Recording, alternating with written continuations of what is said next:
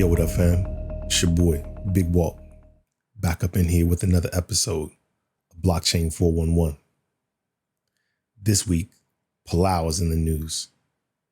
What the hell is Palau, you say? And what does it have to do with blockchain and cryptocurrency? We're going to get into that and more on the other side of the intro. But we're going to get into some self-sovereignty. We're going to talk about digital residency. Hell, we might even get into some Illuminati New World Order type ish up in this joint. Definitely some, what is it called? Libertarianism. Anyway, rock with me.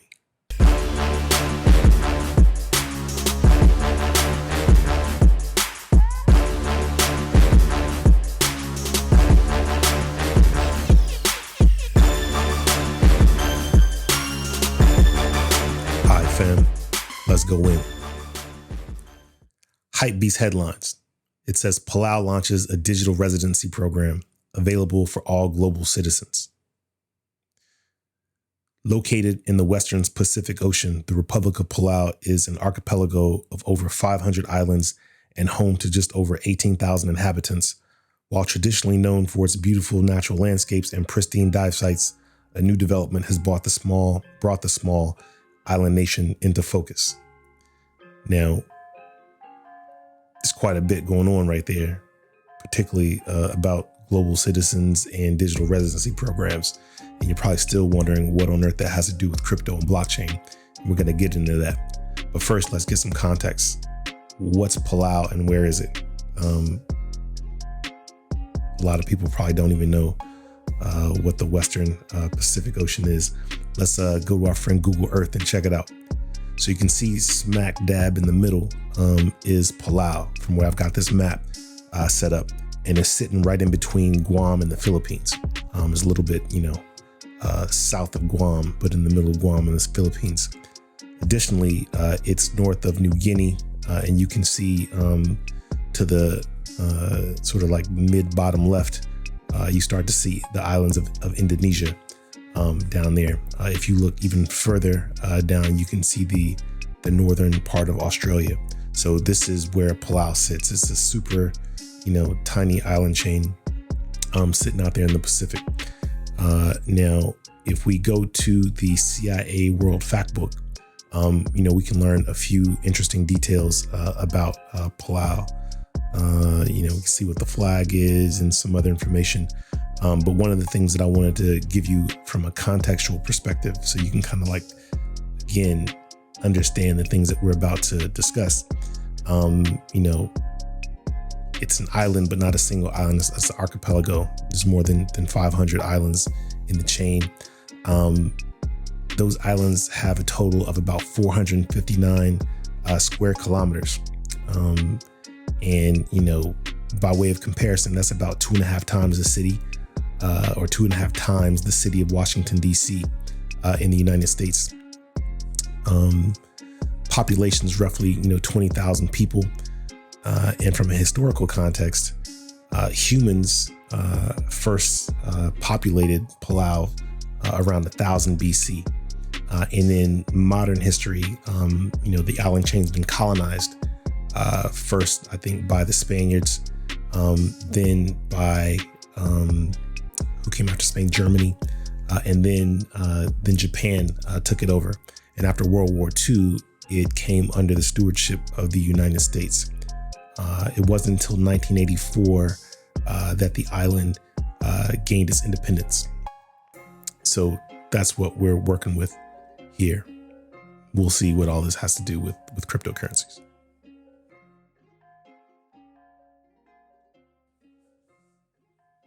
All right, so let's get back, to the article and why Palau's in the news.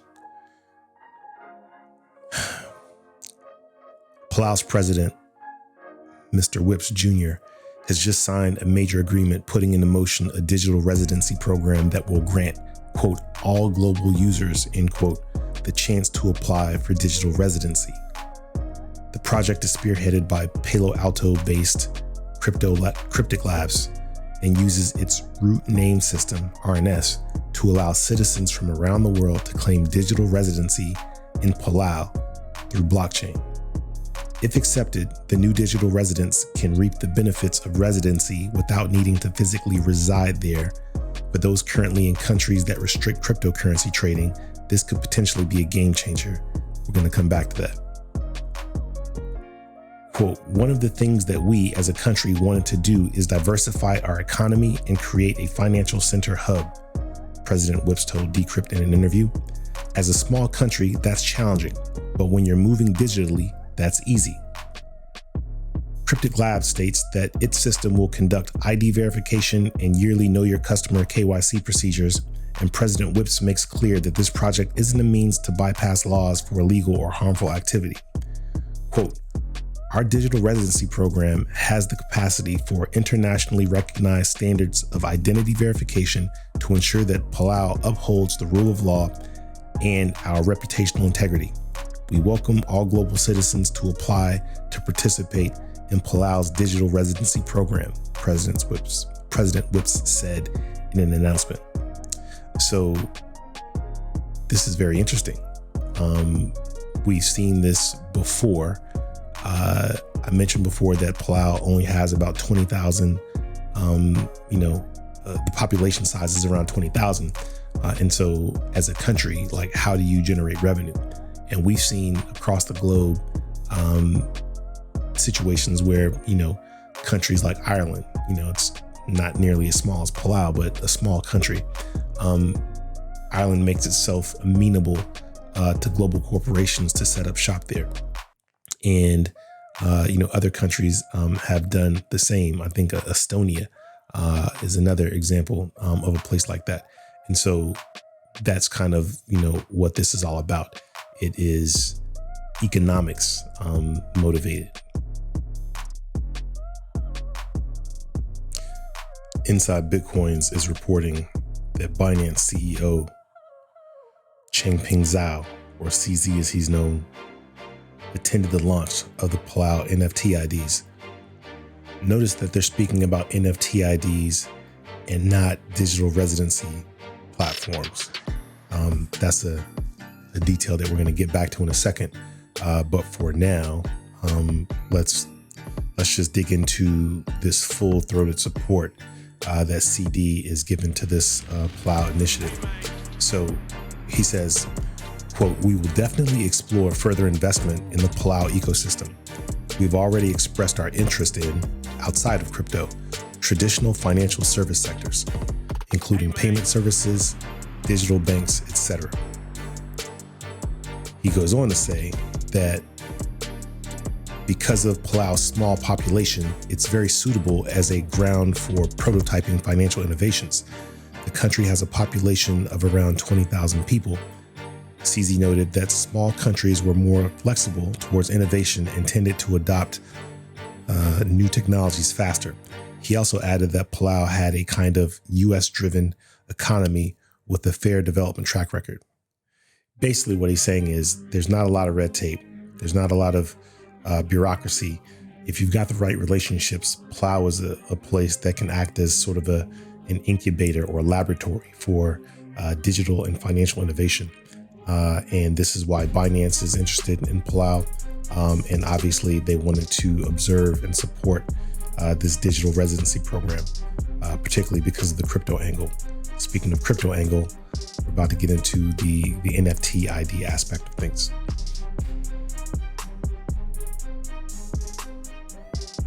All right, so back to the headline. CZ attended the launch of Palau's NFT IDs. NFTs, I thought we were talking about a digital residency program. You probably, unless you've been living under a rock, have heard about NFTs. Maybe not in the context of IDs, but before we get into that, let's just go into, what is an NFT, because many people really don't understand. The vast majority of people who even think they know what an NFT is associate them with Bored Apes or CryptoPunks or some other digital artwork. But an NFT is not digital artwork. An NFT is an instrument of ownership, much like a title or a deed. Let's go to our friends over at Investopedia to define these terms. So a title is a document that shows legal ownership of a property or asset. The title can represent ownership of a real asset, such as a car, or an intangible property or assets such as a trademark. The title might show ownership of property rights of an individual or a business, right? There's another term, deed, that's often used in this context. And again, we'll go to our friends at Investopedia to define this. So what is a deed? A deed is a signed legal document that transfers ownership of an asset to a new owner.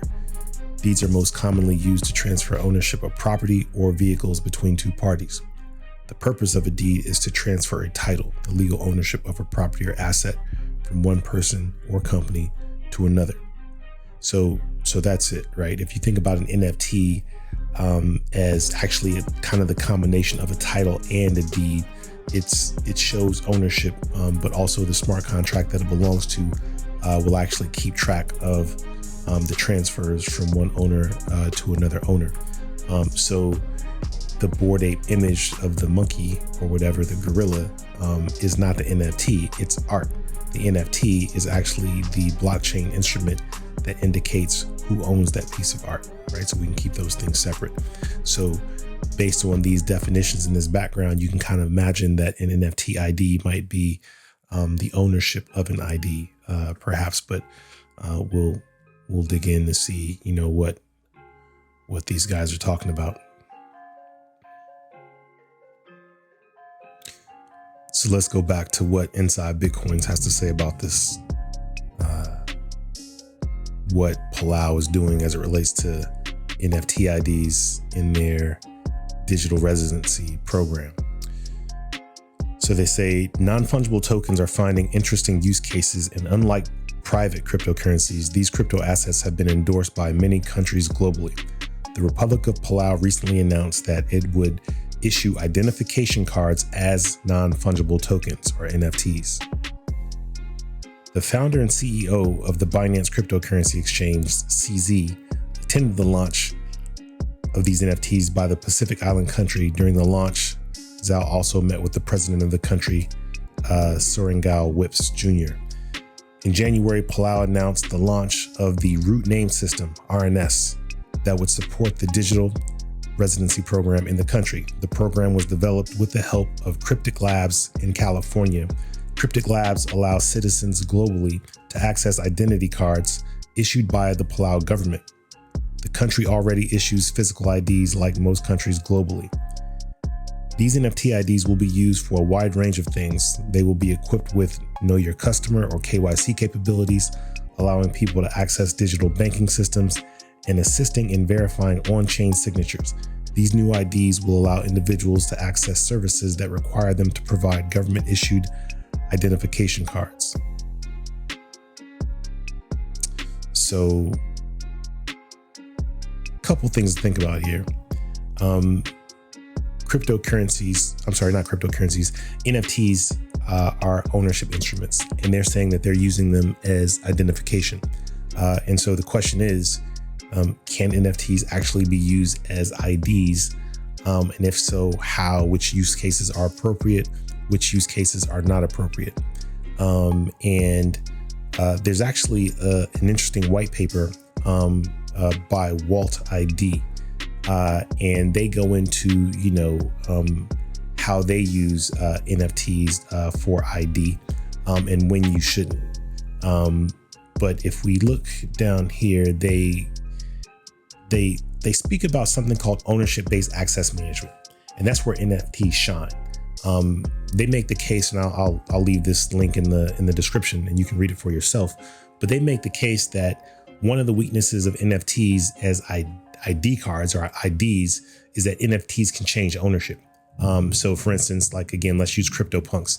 If you own CryptoPunk number 1 today and then you sell it to me tomorrow, if that happened to be your ID, like, do I now have your ID? Like, that doesn't make sense.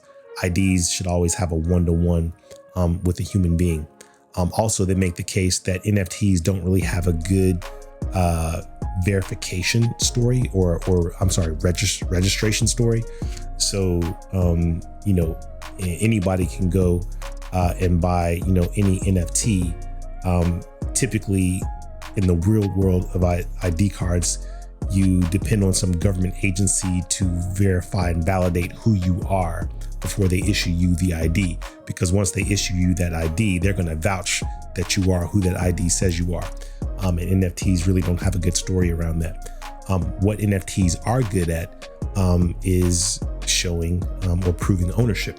And so if rights and privileges to a certain thing belong to whoever owns this particular NFT, then by showing your ownership of that NFT, that's a good way of being granted access to something.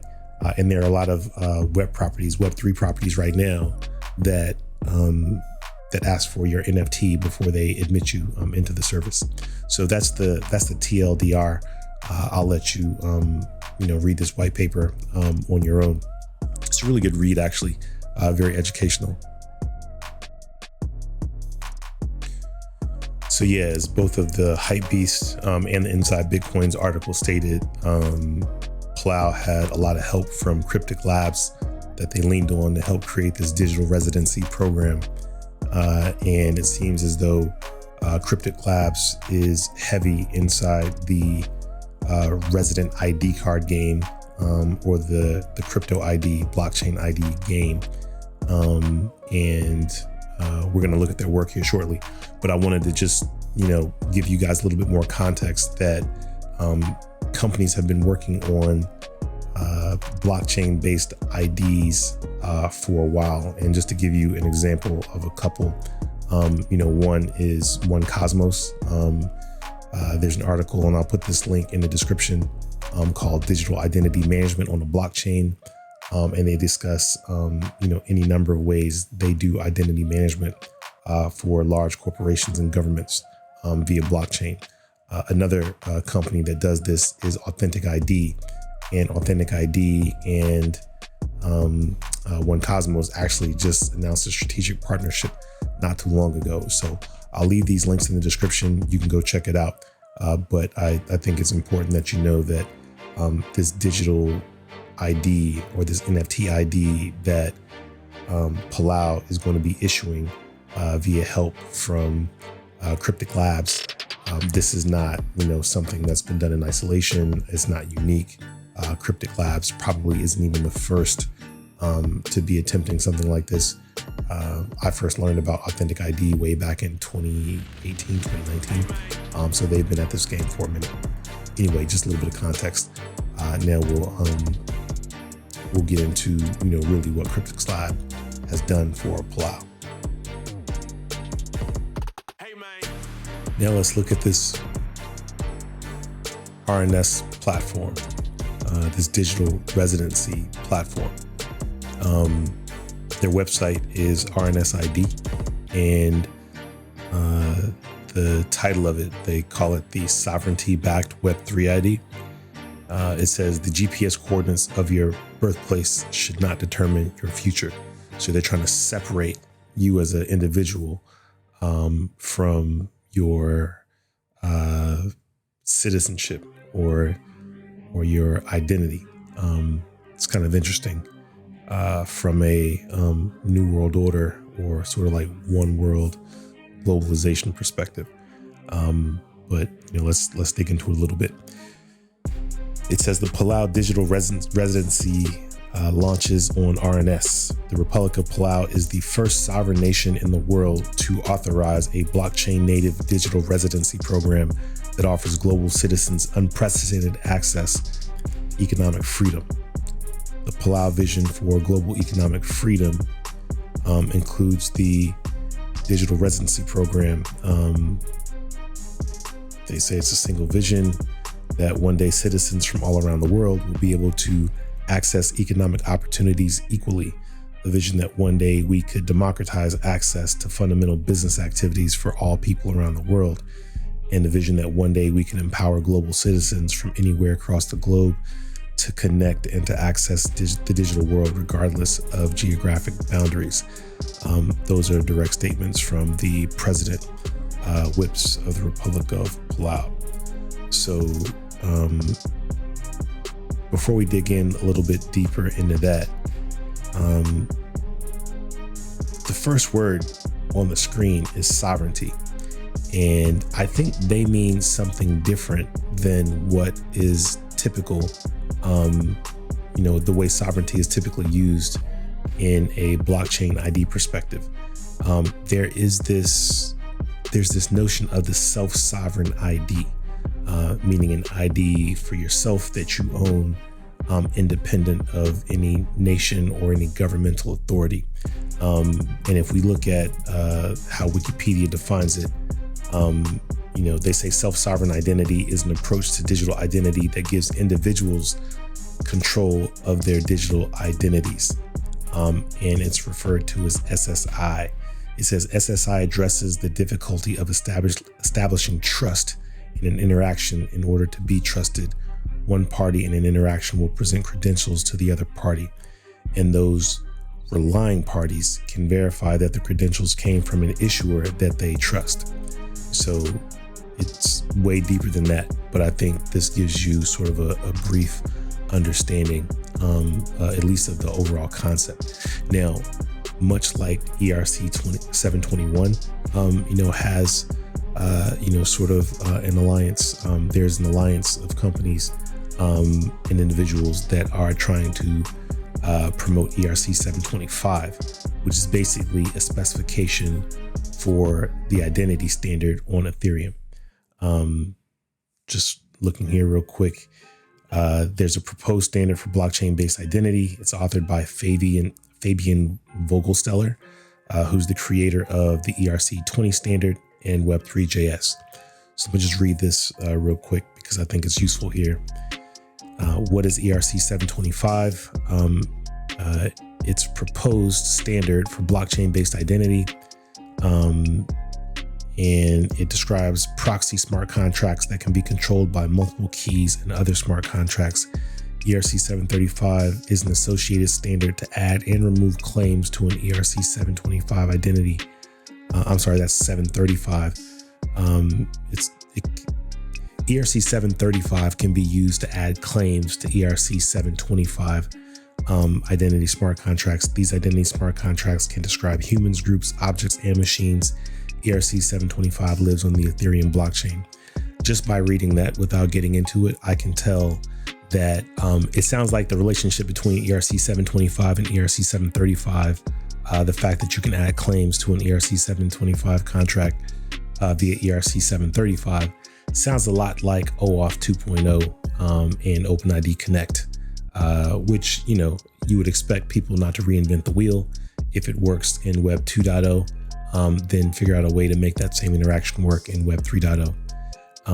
Their answer to why ERC 725 is that it allows for self-sovereign identity. Users should be able to own and manage their identity instead of ceding ownership of identity to centralized organizations.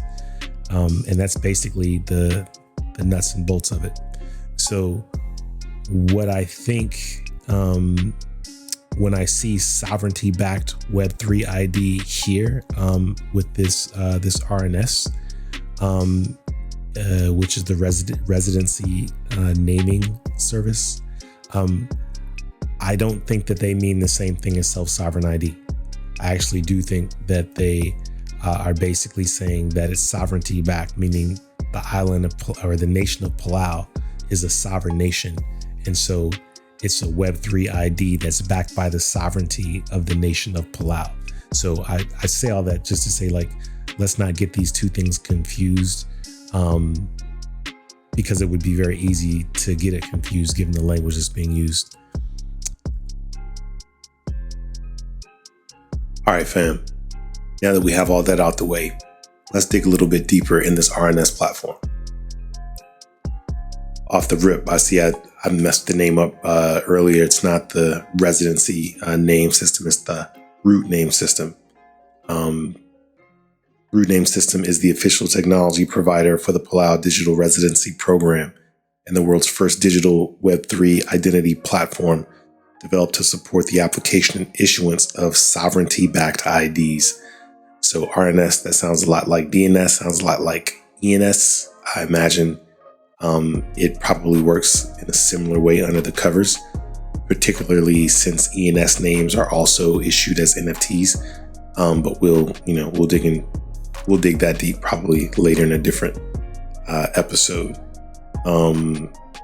It's talking about what the Palauian government offers global citizens, basically to get themselves to acquire legal government issued IDs, the comfort of their own home. I guess this is what your Republic of Palau ID card would look like in physical form. And there's an associated NFT with it as well that includes advanced privacy and security features. So that's something else we need to look into to see what those privacy features are.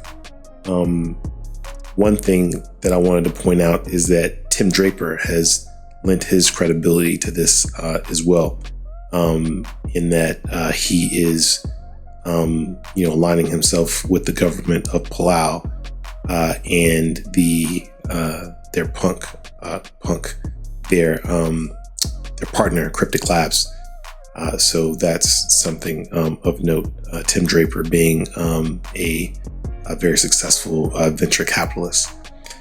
In terms of the benefits that this digital residency provides, one of the things that you want to note off the rip is 0% tax for non-Palauan income to digital residents. So if you have a business operating in Palau and you are earning income in that business from locales other than Palau, Palau will tax you at a 0% tax rate. So I mentioned earlier that I thought this was, something akin to in Ireland or some of these other tax havens. That is in fact, what they're offering. Another one that I can add to the list is the Cayman Islands. There are plenty of businesses that set up shop in the Cayman Islands, for one, the tax benefit, but two, also the privacy in terms of having an opaque barrier between, the business operators and the public. So that's just, another thing. So, they go on to list some more of the benefits that you would think would exist in something like that. I also want to go to their Mint page. So now they're talking about this Voyager Pass, and you can see that the mint is live, and they're minting for 0.15 ETH. But you can mint one of these Voyager passes per wallet. They go into this Voyager story, like the year is 8461, blah, blah, blah. Rare data crystals. Like, I read this, I'm like, you lost me, dog. Like, this RNS platform and the Palau, digital residency, that's a very practical, real world thing that, we can all see as benefit in the digital as well as the IRL realms. There's no need to go into this futuristic science fiction thing. Quite honestly, I think this part of it is lame. And they might think that, they're making it fun to talk about this futuristic Voyager. Like, I don't know. I don't like it. I think it's lame. They could have done without all this, in my opinion, for this particular product. Now, if it were something that wasn't, a sovereignty-backed ID and a platform that allowed people to do business globally using Palau as a launchpad, then I could see doing all this futuristic, mystical like stuff. But yeah, I really can't. I can't dig that. It's definitely goofy, in my opinion. Now, a couple of points on the actual platform itself.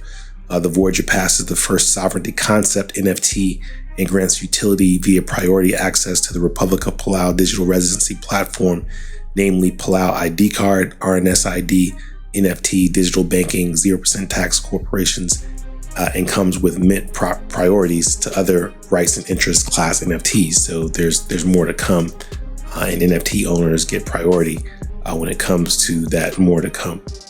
By creating a revolutionary platform available to global citizens, Palau has taken the first step towards unlocking this future for all humankind. Voyagers will get access to be able to contribute to Web3 systems such as digital identity and on-chain incorporation, and help pave the way for a more free and decentralized world. And I'm all about that. And that sounds kind of cool. It'd be interesting to see the legal ramifications of doing business in this way in countries like the United States. The US is famous for typically requiring at least individuals to pay tax in the home nation as well as wherever you reside. So, as an individual, if you move to the UK, for instance, you'd have to pay UK taxes because you're living, and operating in the UK, but you still have to, as a US citizen, pay US taxes. So you're getting double taxed. From a business perspective, there's ways around that. Transfer pricing, is a mechanism that's often used to minimize tax liability, when you are a global player. But that's a discussion for another day. So what's it all mean, fam? Could mean any number of things. It could be looked upon as the evolution of globalization through digital means like the metaverse. This could be that new world order that certain people have been fear-mongering about. Or it could be that it's just a big revenue play for Palau. It's a small country, and they're seeing some of these other small countries, particularly small island countries, making a play to get revenue beyond the confines of the landmass that they occupy, or the small populations that they have. And that would make sense. It's a smart play.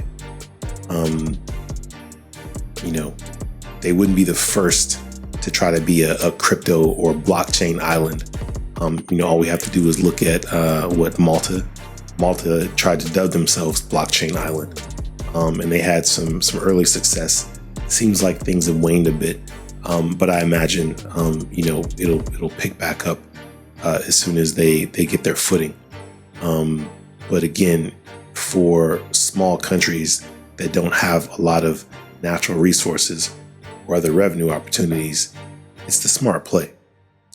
So, it's not without its challenges, obviously, but it's good work if you can get it. Anyway, again, as usual, just trying to expand your horizons, bring your attention to things that might fly under the radar, but are very, I think, critical in the path to blockchain supremacy. Until next time, though, holla.